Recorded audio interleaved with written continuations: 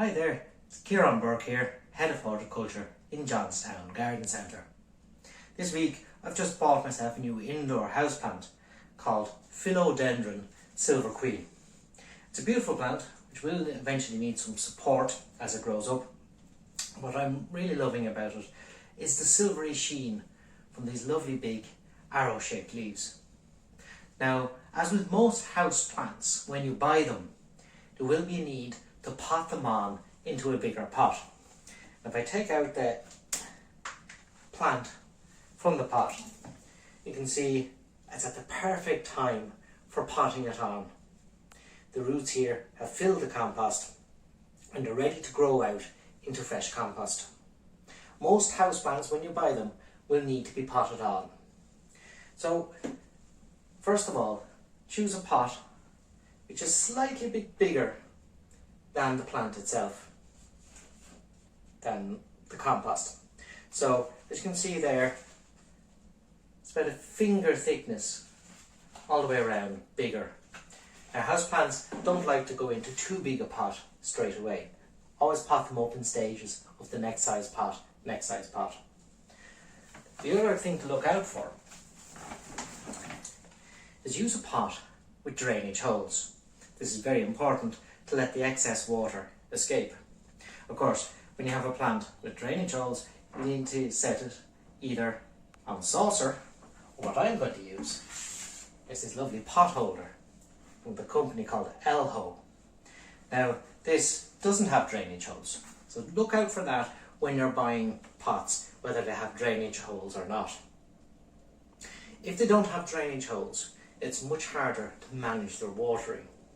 So we're going to pot this up in just a standard houseplant compost, and then sit this plant into the pot holder with a layer of what we call hydroleca or expanded clay granules to raise it up. I'll show you what they are in one moment. So first of all, I have my beautiful Philodendron Silver Queen. I'm just going to take the label out. You notice these are aerial roots growing along the stem, and I'm just going to check those carefully. If there's any, some will have dried out completely, and I'm just going to use my nice sharp cutting implement here, the bonsai scissors, to remove any withered roots. These plants originally come from warm, humid climates, and as they grow up other plants, these aerial roots absorb water and nutrients from the atmosphere. So leave some on as they are there. Now, Philodendron is a plant which likes good light, but in direct sunlight the leaves will burn and scorch.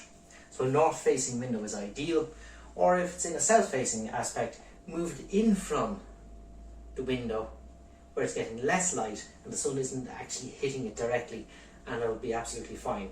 They also like plenty of water, so you need to manage that. Watering them about once a week in summer, maybe once a fortnight in winter time. That's a broad guideline. It will all depend very much on the conditions. So I have filled up with enough compost here so that the plant itself, when I put it in, is sitting just below the rim of its new pot. So sitting it in there, actually a little bit high, I'm going to take out a little bit more, lower it down a bit. And then what I'm going to do is fill in around with more compost.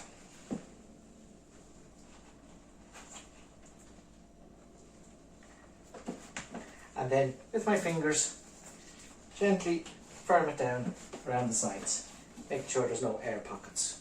Just pop it in here while I do it, make less of a mess. Have less cleaning up to do afterwards, and just firm it in.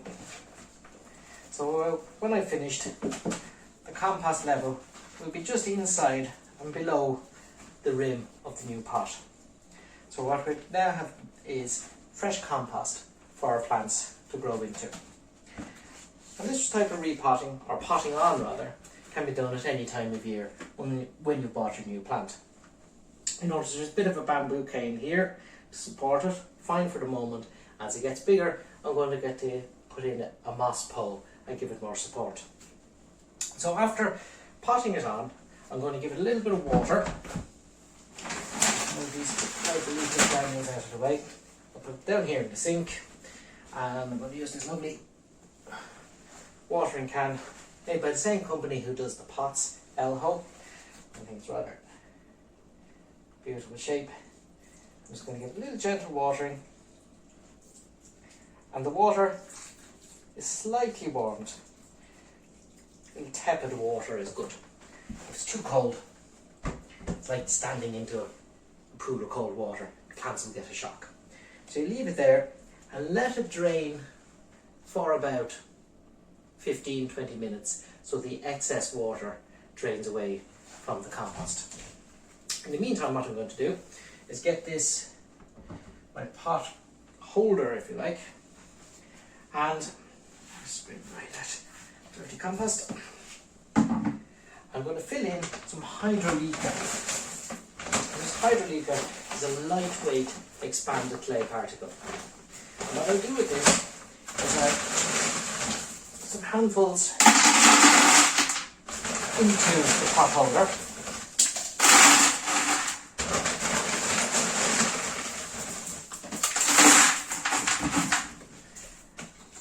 And adjust the level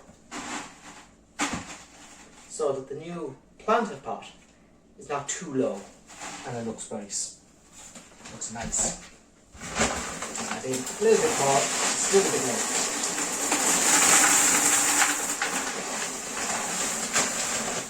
Now, having this hydrolyca, which is up to about here now in the pot, will also ensure that my plant will never be sitting in a reservoir of water at the base of the pot. Plants sitting in a reservoir of water end up with rotten roots and the plant will die. Then you can raise this up at a nice level. The hydrolyca will also retain some moisture and increase the humidity around the plant. This is a plant which likes high humidity, and therefore I will be misting it once, twice a week. And that's all there is to it really, is make sure you have drainage holes in your pot, not too big a pot potting on, a well drained compost like a Westland houseplant compost is ideal, and then stand it up on some hydrolyca in the pot holder, and it's at the right height. Now if I want to give it a little bit of steadiness and support, I could use more of the hydrolyca and fill in around the top. More of the hydrolyca gives a nice decorative finish to the top of the pot. Another tip for using hydrolyca is if you have a number of smaller plants, you could sit them together on one saucer, and on that saucer put a layer of the hydrolyca. This means as you keep it damp, it maintains a pocket of higher humidity around those plants which don't like a dry house environment.